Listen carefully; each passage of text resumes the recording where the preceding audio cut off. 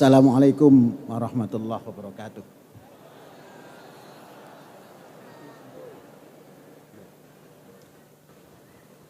Salam selanjutnya agak lain. Muharram yang lalu Hafenu Shalom Alehem dengan nyanyi. Sekarang ada yang baru.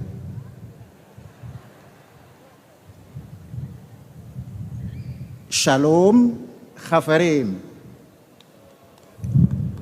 Jadi Shalom Khafarim itu artinya selamat wahai kawan-kawanku. Jadi sudah dua ya. Tempo hari tahun yang berapa itu Hafenu Shalom Alehem kita nyanyikan. Ini juga boleh dinyanyikan karena ada notasinya. Cuma agak sedikit irama mars. Kalau Hafenu Shalom Alehem itu agak bukan mars. Jadi Shalom Khafarim, Shalom Khafarim, Shalom, Shalom. Lehit raut, shalom, shalom. Nah, sudah. Berarti dua sudah ya? Ya, shalomnya sudah tahu dua. Ya ini saja. Kemarin ada yang bertanya, Syekh sehat? Oh, nampak dari kamu sehat enggak? Sehat. Ya, kalau kamu bilang sehat, saya sehat. Tapi kalau kamu bilang nampak tidak sehat, saya akan berusaha merubah supaya nampak sehat. Jadi, Syekh sehat.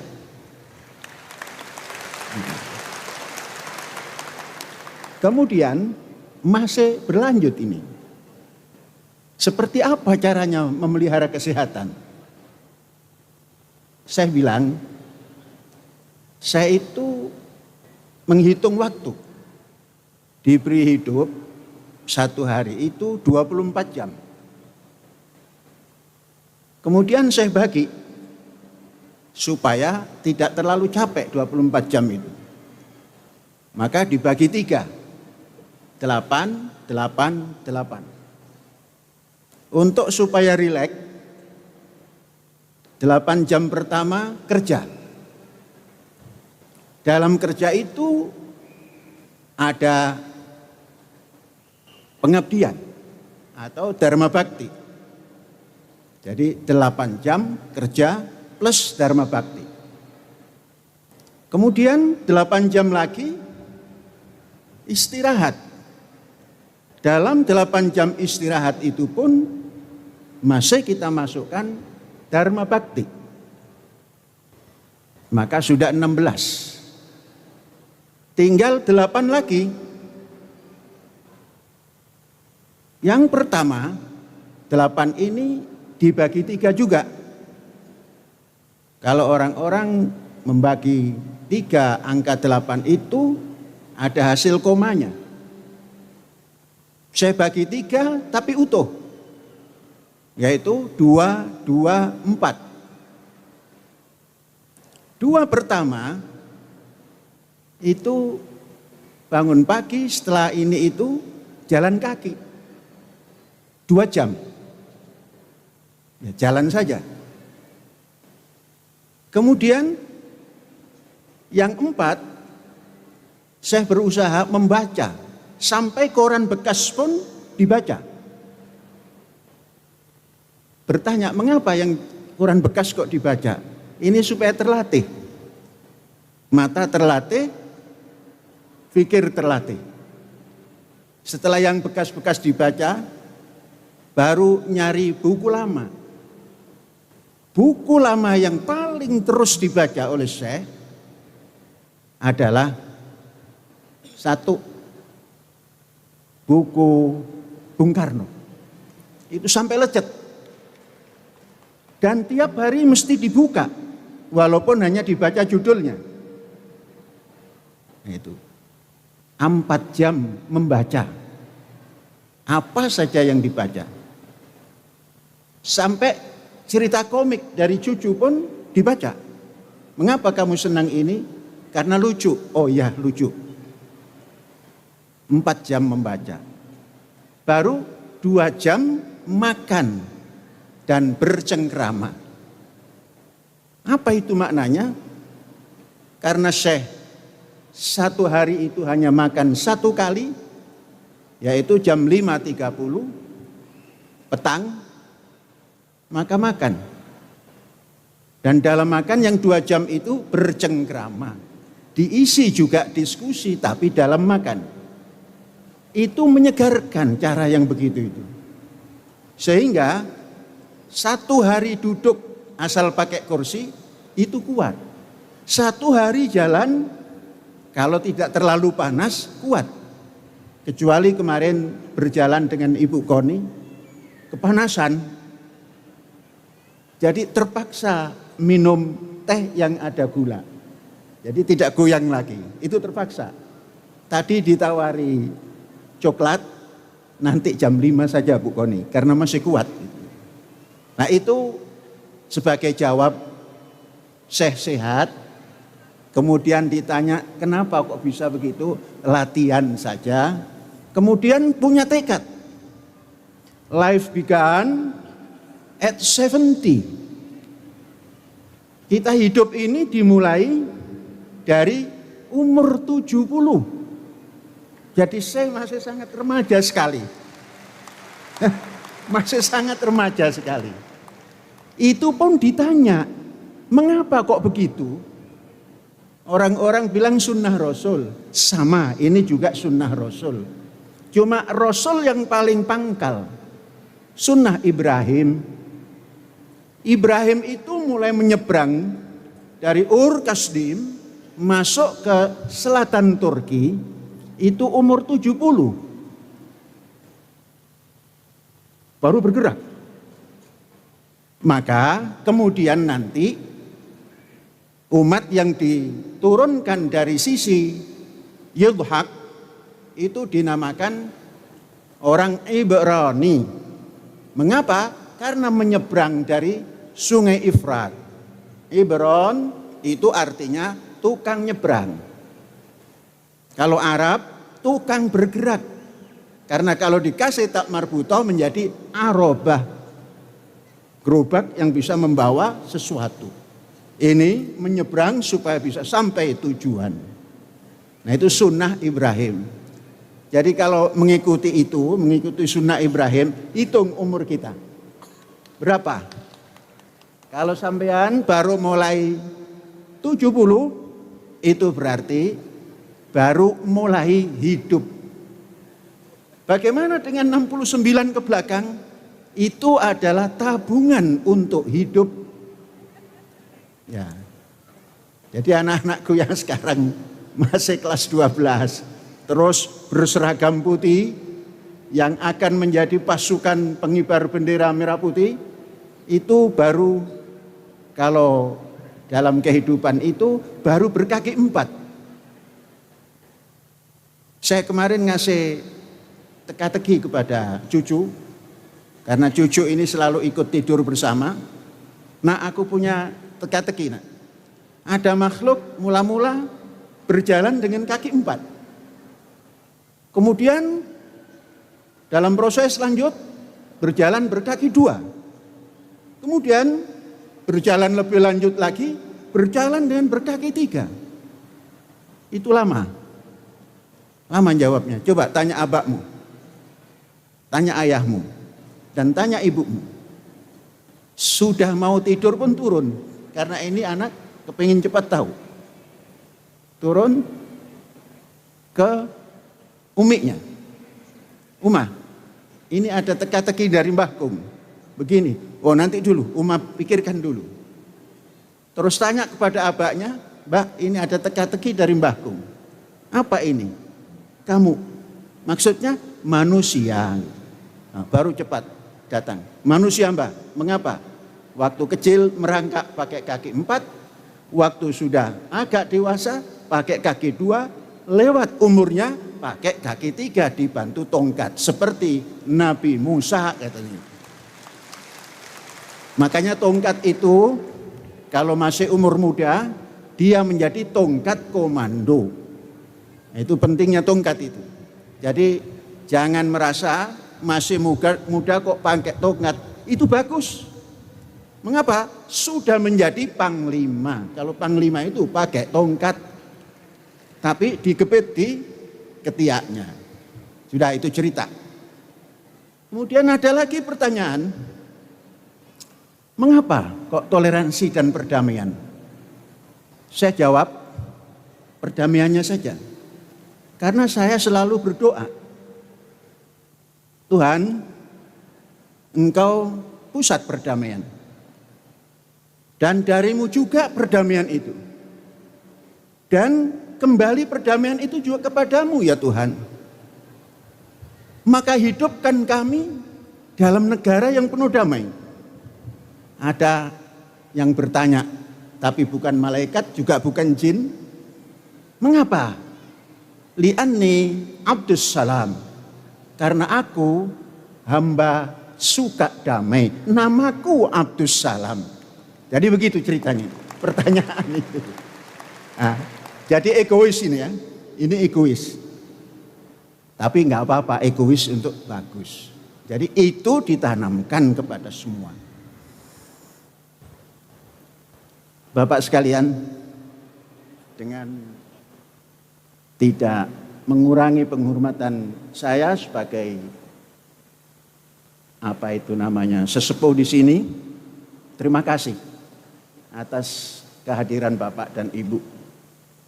Bapak dan Ibu telah menyemangati kami semua yang ada di kampus ini. Penuh semangat. Puji Tuhan. Ternyata semua memberi semangat pada kami. Ya, alhamdulillah. Ada cerita lanjutan ini ya. Maaf kalau cerita ini hanya 2. Nah, saya bukan tidak ya, belum kenal dengan Ibu Koni. Kenalnya itu baru kemarin. Tapi di benak saya dan di roh saya itu Bu Koni ini mewakili cita-cita saya. Gitu. Menurut saya untuk jabat tangan dengan Bu Koni itu kalau tidak di Rusia nggak bisa. Mengapa? Ini satu-satunya perempuan Indonesia yang dipercaya oleh Presiden Putin untuk duduk di sampingnya. Saya belum melihat sama-sama perempuan Menteri Luar Negeri berdamping-damping, belum pernah. Tapi Koni Rahakundini Bakri itu telah duduk berdampingan dengan Presiden Putin, yang Presiden Putin itu adalah membaca pikiran Bung Karno untuk hidup berdikari. Sehingga diserang dengan supit udang, supitnya yang patah. Diserang oleh gelatik nebo, gelatiknya yang kalang kabut. Diserang oleh binakul nangkut binoyo mangap, buayanya dijadikan kawan, bakulnya dipakai isi nasi. Itu hebatnya Putin. Ditanya, ternyata pencinta Bung Karno, ide Bung Karno. Nah, kalau kita punya mazhab Bung Karno, menurut Ibu Koni nggak salah-salah amat. Ya, tapi pakai amat ya. Bu Koni kalau berbicara luar biasa. Islam saya tidak bagus-bagus amat. Itu yang. Terus juga menilai mazhab Bung Karno nggak salah-salah amat. Ini perlu dijabarkan. Penjabarannya itu ulama-ulama dari UIN. Ya, kalau kita ya mengucapkan saja ulama UIN silakan, pesantren Indramayu silakan. Itu cerita tentang Bu Koni. Kemudian kami kemarin seperti di DPR sana kumpul karena kami ingin memberikan nama kapal untuk Bu Koni secara penyampaian seperti nerima, tapi hakikatnya belum nerima. Maka kemarin beberapa puluh orang kita tanya dan kita sampaikan ide, kami akan memberikan sebuah perahu yang ukurannya mudah-mudahan seperti kapal Nabi Nuh, 150 panjang, minimal 25 tinggi, dan minimal 50 lebar. Itu akan diberi nama Ibu Koni Rahakundini. Semua, karena ini alam demokrasi Pancasila, kita tanyakan kepada semua. Semua mengatakan setuju.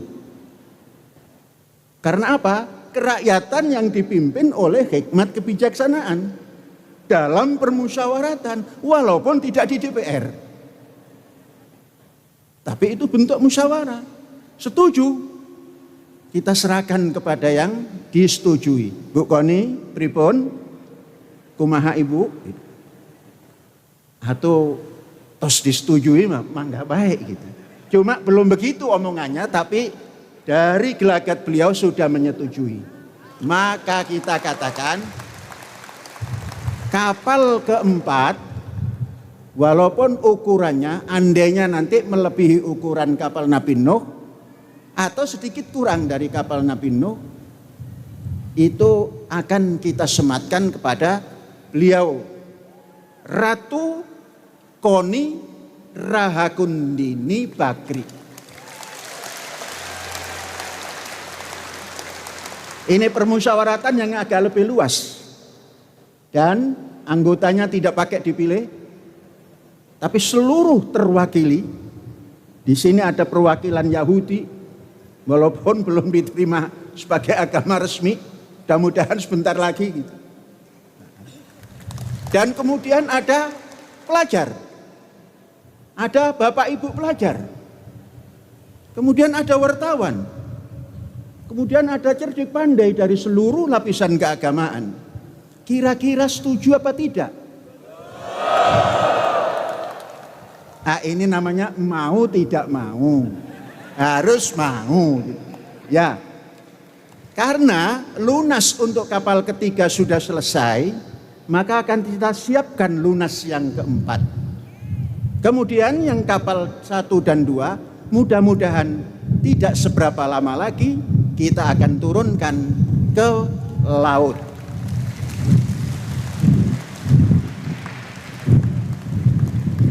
Terus yang kedua, Bapak Haji Ilham, anak-anakku yang masih sangat muda dan saudara-saudaraku wali santri, seorang yang bernama Al-Hajj Ilham itu sudah lama saya kenal dalam pikiran, kemudian belum pernah ketemu. Setiap saya ingin berjumpa, tapi tidak ada sarana ataupun perantara yang bisa menghubungkan. Baru kemarin, beberapa hari yang lalu, anak Syekh yang keempat, Eji Anugrah, suami dari anak Syekh yang keempat putri, itu oh saya bisa, saya punya nomor. Terhubungilah beliau. Dan serta-merta tatkala disampaikan undangan lesan itu menerima. Tidak tahu mengapa kok cepat padahal belum kenal. Ya sudah. Mengapa Syekh ingin berjumpa dengan beliau? Ingin tahu? Beliau adalah putra orang besar.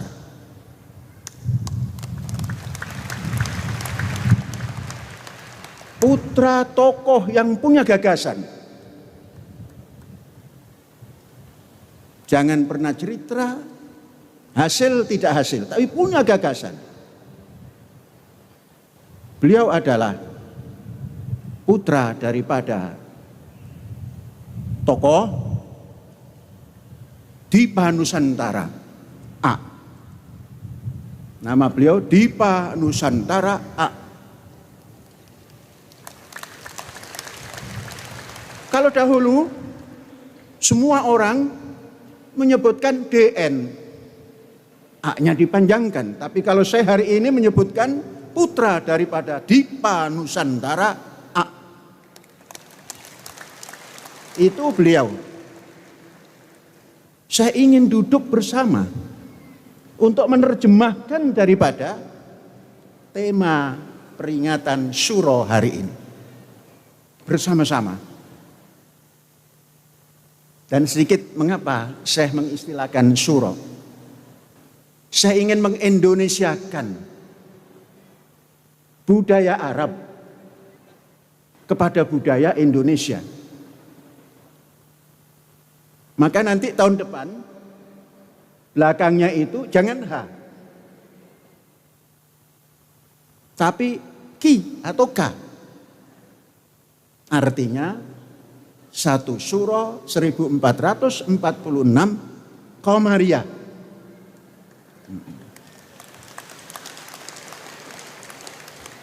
Nanti kalau ada perdebatan, serahkan kepada profesor-profesor, ahli-ahli syariat yang ada di UIN Syarif Hidayatullah. Saya hanya mencetus-cetuskan saja. Tadi doktor kita di syariat didampingi oleh asistennya. Nah, itu serahkan saja ke sana untuk membahas lebih lanjut bagaimana pandangan menurut syariat. Itu satu. Jadi sudah paham, saya ingin mengundang dan ingin bertemu kepada Al-Mukarram Al-Hajj Ilham Dipa Nusantara A. Kita duduk bersama hari ini menjabarkan cita-cita yang kita pampangkan di mihrab masjid ini. Tentunya tidak hari ini, terus kita berlanjut. Sebelum kita berdoa untuk mengawali tahun ini,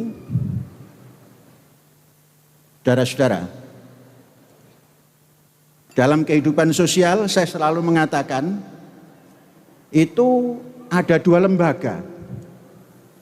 Satu lembaga politik dan satu lagi lembaga karismatik.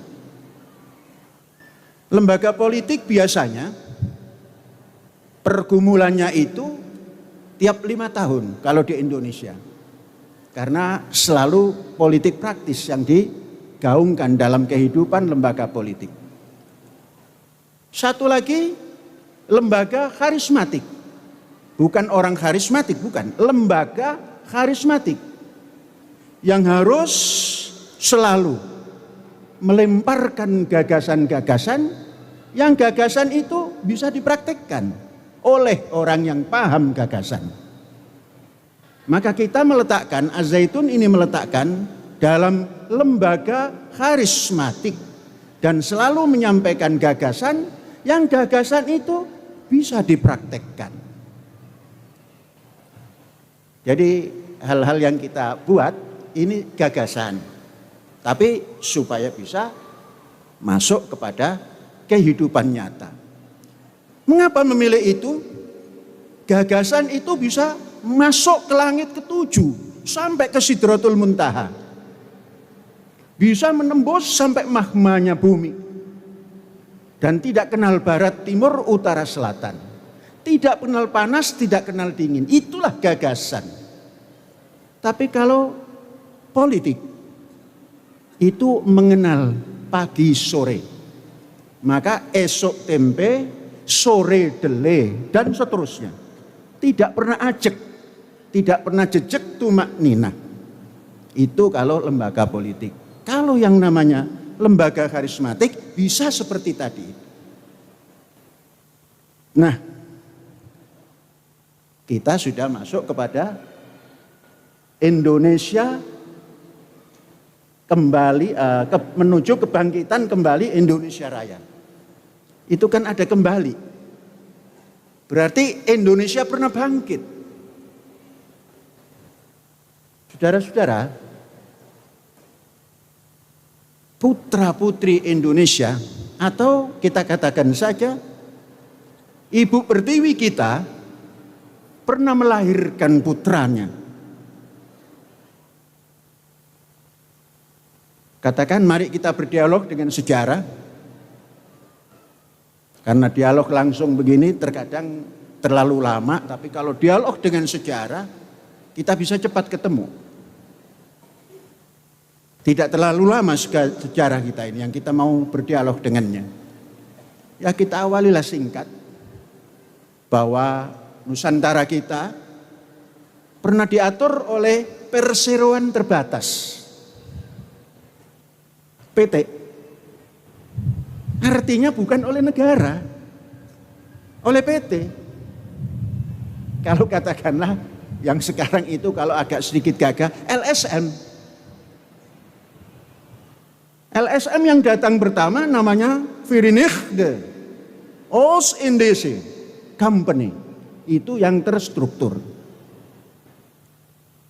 Kalau yang sebelumnya dinamakan Portugis, bukan PT, Portugis. Kemudian Spanyol. Nah baru LSM datang atau PT yang namanya Verenigde Oost-Indische Company. Karena namanya juga LSM, Lembaga Sosial Masyarakat Holland. Sedangkan kita di sini masyarakat yang belum menyatu, maka kekuatan habis. Tadi Ibu Doktor kita menyampaikan seperti itu. Karena yang namanya LSM yang tidak teratur dan PT yang semaunya sendiri, berjalan hampir 200 tahun. Dari VOC keluar VOC lagi. VOC pertama serakah, VOC yang kedua hancur. Maka orang Belanda mengatakan VOC yang kedua ini adalah Virgaan under korupsi. Ternyata perjalanan yang diatur bukan oleh lembaga negara yang baik, ujungnya korupsi. Kalau LSM mengatur negara, ujungnya dikorupsi, bukan korupsi, dikorupsi kekuatan negara itu.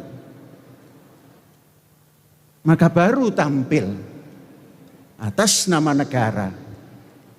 Disitulah keluar satu gagasan yang namanya politik etis. Itu pun dimulai sejak selesainya penyelesaian penjajahan dari Merauke sampai ke Sabang. 1904 Aceh selesai diambil oleh Belanda. Baru 1905 terjadilah politik etis. Saudara-saudara, bumi tanah air kita ini atau Ibu Pertiwi kita ini melahirkan anaknya.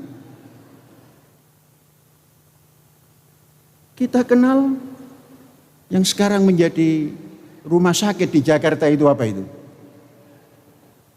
Rumah sakit yang terbesar di Jakarta. Rumah sakit apa itu? Cipto Mangunkusumo. Saya membaca di buku Bung Karno bercerita tentang Cipto Mangunkusumo. Tatkala kawan-kawan beliau mengucapkan selamat tinggal, jangan pernah mengucapkan selamat tinggal, jumpa lagi. Nah, Apa itu maknanya? Tidak pernah kita bisa dipisahkan antara sang tokoh dengan sang pendukung tokoh. Tatkala tokoh ini pergi, jangan pernah mengucapkan selamat tinggal, ucapkan jumpa lagi. Itu pelajaran, itu karakter, itu akhlak, itu solabowo tingkah laku unggah ungguh untuk pejuang bangsa ketika itu. Juga melahirkan tokoh yang dinamakan Haji Umar Said Cokro Aminoto. Dari dua tokoh inilah keluar yang kemudian oleh Bung Karno disarikan di Indonesia yang akan kita merdekakan itu isinya ada 3. 1 nasionalis, 1 lagi agamis, 1 lagi internasionalis yang dibungkus oleh pemahaman Marxis. Saudara-saudara, itu kalau kita berdialog dengan sejarah. Dan sejarah tidak pernah bohong. Dari sini, politik etis membuka cakrawala. Cakrawala itu adalah pendidikan. Ternyata saudara-saudara, bangsa Indonesia ini bila diberi pendidikan, apapun pendidikannya, itu gampang menyerap dan terinternalisasikan dalam jiwanya dan termanifestasikan dalam tingkah lakunya. Tidak lama kemudian tumbuh yang namanya tadi sudah diceritakan, menciptakan satu nusa, satu bangsa, satu bahasa. Itu menurut saya proklamasi adanya Indonesia. Satu nusa, satu bangsa, satu bahasa, Indonesia. Tergabunglah semua persatuan dari Merauke sampai ke Sabang, tersatukan dalam persatuan Indonesia. Wujud Indonesia dengan apa, saudara-saudara? Bangkitnya ini bukan dengan senjata.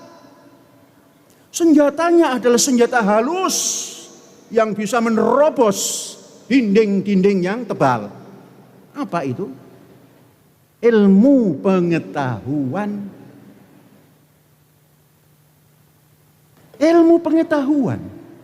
Yang dari Nederland datang, yang cinta Indonesia seperti Bung Karno yang tidak mau sekolah ke Nederland datang.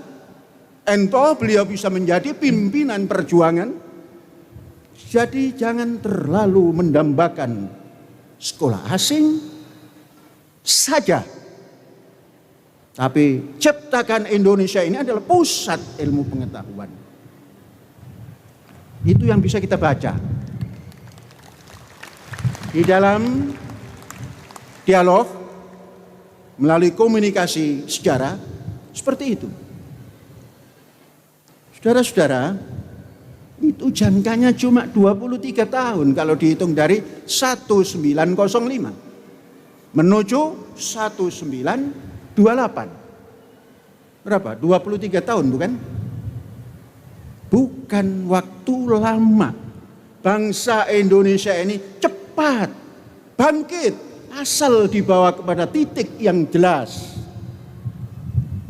Terus apa yang mendasari semua itu? Toleransi dan perdamaian. Para pemuda ketika itu yang masih merangkak dengan kaki 4 itu sudah menghilangkan semua apa agamamu, suku apa kamu, turunan siapa kamu, semua dieliminir, disatukan dalam satu pusat, mendapatkan Indonesia merdeka. Dan negara yang kita merdekakan itu harus punya nama. Itulah Indonesia, sekalipun disarikan daripada Indos, Nisos. Saudara-saudara, untuk menjelaskan cita-cita Indonesia itu, sangat luhur kemampuan bangsa, walaupun masih merangkak dengan kaki empat. Sang pemuda yang sekarang menjadi mbah kita, Mbah Rebowagi Supratman. Beliau nama awalnya adalah Rebowagi Supratman. Kemudian ingin sekolah Belanda, maka disebutkan Rudolf supaya gampang. Akhirnya Rudolf, Wage-nya jangan dihilangkan. Supratman, diterimalah. Dalam umur yang sangat muda, menciptakan filosofi Indonesia itu seperti apa. Keluarlah, Indonesia, tanah airku. Mengapa bukan negaraku? Sedangkan tetangga kita, anthemnya, negaraku, tanah tumpahnya darahku. Kita, Indonesia, tanah airku. Ternyata terinspirasi oleh kitab suci. Wa hamalnahum fil barri wal bahri. Kami angkat anak Adam ini di darat dan di lautan. Berarti cita-citanya dari seperti itu. Saudara-saudara, toleransi dan perdamaian, dan terus bergerak untuk mencapai Indonesia merdeka. Itulah kebangkitan Indonesia 1028. Apa tadi? Toleransi. Kemudian dibungkus oleh ilmu pengetahuan. Terciptalah sebuah nama. Maka orang bertanya, apa arti sebuah nama? Bagi pemuda ketika itu, al-ismu kal musamma, dijawab dengan bahasa yang tingkat tinggi. Nama persis seperti yang dinamakan, atau nama persis pemilik nama. Jadi Indonesia itu sebuah nama, isinya adalah Indonesia tanah airku. Indonesia tanah yang kaya, tanah kita yang mulia. Indonesia tanah yang suci, tanah kita yang sakti. Itulah digabungkan, mendorong semuanya untuk memerdekakannya. Dengan apa merdeka itu? Bukan dengan senjata, ketepel pun tidak. Lagi-lagi ilmu pengetahuan. Dari hukum sampai diplomasi. Dari kecanggihan penampilan untuk berdiplomasi. Mengapa? Karena syarat ilmu. Berarti kebangkitan Indonesia itu adalah ilmu. Tanpa ilmu nggak bangkit. Dan itu bisa diuji ilmu bangsa Indonesia ketika itu. Apa ujiannya? Setelah dimerdekakan, tidak lama gegeran kepati. Surabaya, Jawa Tengah, Jakarta, semua hilang. Dimasuki lagi oleh Belanda yang dompleng itu. Barulah terjadi diplomasi yang luar biasa. Sekalipun ada resikonya. Diplomasi, perundingan di atas kapal Renville. Maka kemarin saya bilang kepada Ibu Koni, Bu, kami kalau musyawarat di atas perahu Gunung Surawiti. Kok begitu? Ya, jangan kapal Renville saja yang kita gunakan. Gunung Surawiti pun kita gunakan. Dan memang begitu. Sudah. Kemudian perjanjian lagi. Yang dinamakan Kuningan itu, apa itu? Linggajati. Sang penampil, sang diplomat itu sangat muda. Bung Karno ketika itu umurnya yang paling sepuh. Tapi belum 40. Maka belum dipanggil Syekh ketika itu. Dipanggil Bung. Coba kalau seperti Syekh, pasti dipanggil Syekh juga. Paling tua, tapi masih belum 40. Maka dipanggil Bung. Bung itu kalau bahasa Jawa, rebung yang mau jadi bambu. Sudah. Jadi terus bergerak, diplomasi, ujungnya KMP, ujungnya penyerahan kedaulatan sekalipun harus mengeluarkan biaya. Apa kata Bung Karno? Yang penting merdeka, habiskan uang simpanan kita, nanti kita cari lagi. Sekarang orang Belanda mengakui kemerdekaan tahun 1945. Mudah-mudahan uang DP yang pernah diberikan itu kembali dengan bunga-bunganya. Untuk membangun apa? Untuk membangun pendidikan Indonesia Raya. Jangan nanti kalau sudah datang lesap lagi. Lesap itu artinya ngiles. Ngiles itu bahasa Sunda, lengit. Ya mudah-mudahan. Saudara-saudara, ternyata ilmu pengetahuan begitu masuk ke dalam perjalanan mengisi kemerdekaan, disitulah baru ada darah yang tertumpah untuk mempertahankan kemerdekaan. Jadi kalau hal-hal yang seperti itu, kalau kita diplomasikan atau kita komunikasikan dengan sejarah, itu gampang. Jadi kita juga pernah mengalami jalan yang penuh onak dan duri. Yang kata orang Arab itu Thoriq al-alam. Bukan alam ya, al-alam. Jalan penuh kesempitan, penuh kesulitan, penuh kesengsaraan. Kalau dulu zaman Nabi Isa itu ada istilah jalan atau Thoriq al-alam itu disebutkan Via Dolorosa. Via Dolorosa. Itu semua sudah kita lalui. Hari ini kita akan terjerumus ke Via Dolorosa lagi kalau kita tidak masuk dalam toleransi damai dan menuju persatuan Indonesia untuk bangkit kembali. Maka bangkit kembali kita ini adalah dengan ilmu. Mari kita baca sejarah. Orang Timur pernah maju menguasai Barat.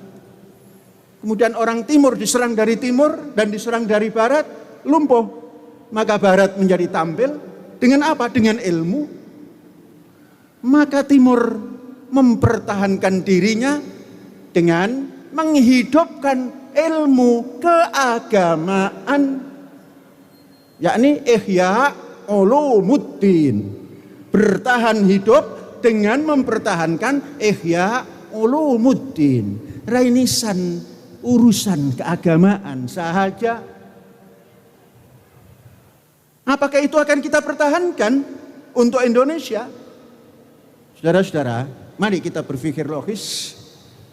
Yang harus kita pertahankan, kita bangkitkan kembali di Indonesia adalah Ihya'ul Ulum.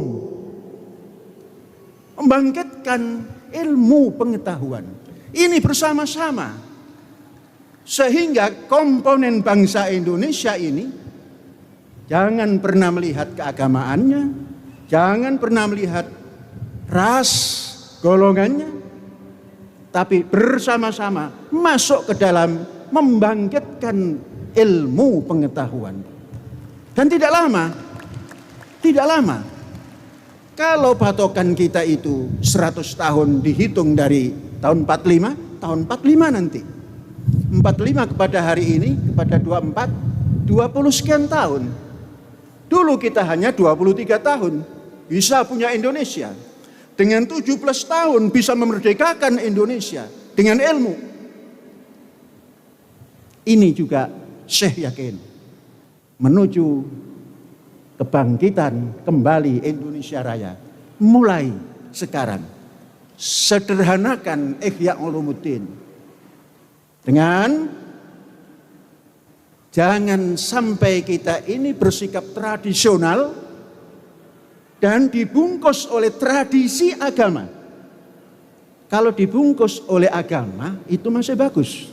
Dibungkus oleh tradisi agama, sudah pun tradisional, masih dibungkus lagi oleh tradisi agama, bukan oleh agama. Ini mari kita kikis, masuklah pada dasar negara yang pasti, jelas, yang bisa menghimpun seluruh bangsanya, masuk kepada kebangkitan kembali Indonesia melalui ilmu pengetahuan. Maka kita simpulkan, menghentikan Ihya Ulumuddin, masuk kepada Ihyaul Ulum. Itulah Renaissance, itulah Al-Hayat, kehidupan. Ini saja saudara-saudara sebagai pembuka doa awal tahun. Baru jam 1, masih bisa menahan beberapa menit lagi. Mari kita berdoa, dan doa kita hanya menyebut Asma'ullah yang indah, yang kata orang itu Asma'ul Husna, nama-nama yang terpuji.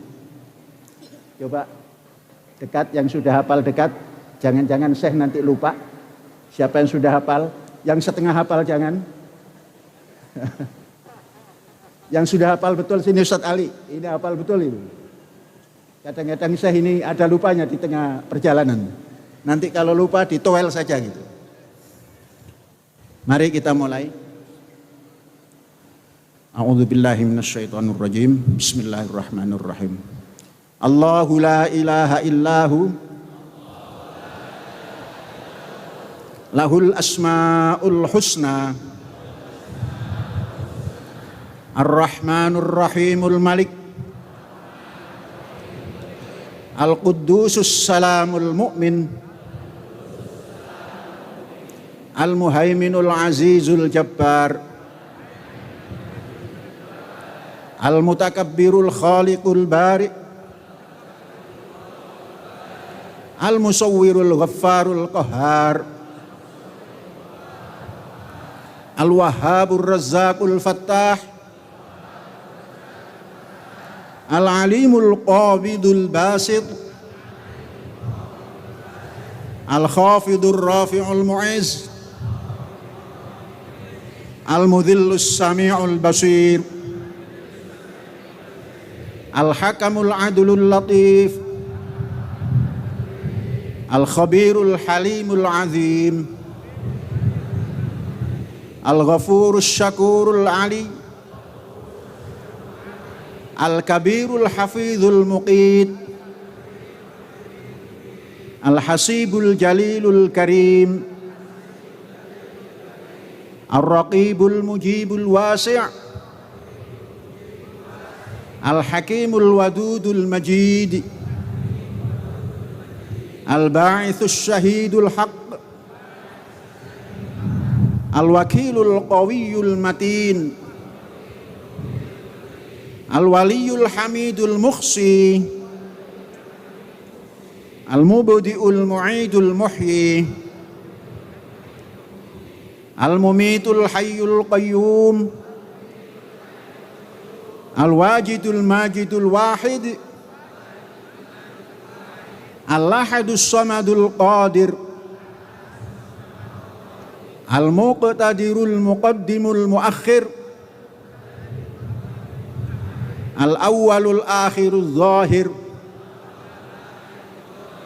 al-batinul wali al-muta'ali al-barrut tawwabul muntaqim al-afuwur ra'ufu malikul muluk dzul jalali wal ikramil muqsit al-jami'ul ghaniyul mughni al-mu'til mani'ud dar an-nafi'un nurul hadi al-badi'ul baqil waris ar-rasyidus sabur. Subhana rabbika rabbil izzati amma yasifun wa salamun alal mursalin Walhamdulillahi rabbil alamin. Hadza wallahu yar'ana wa yakhfaduna walhamdulillahi rabbil alamin. Merdeka.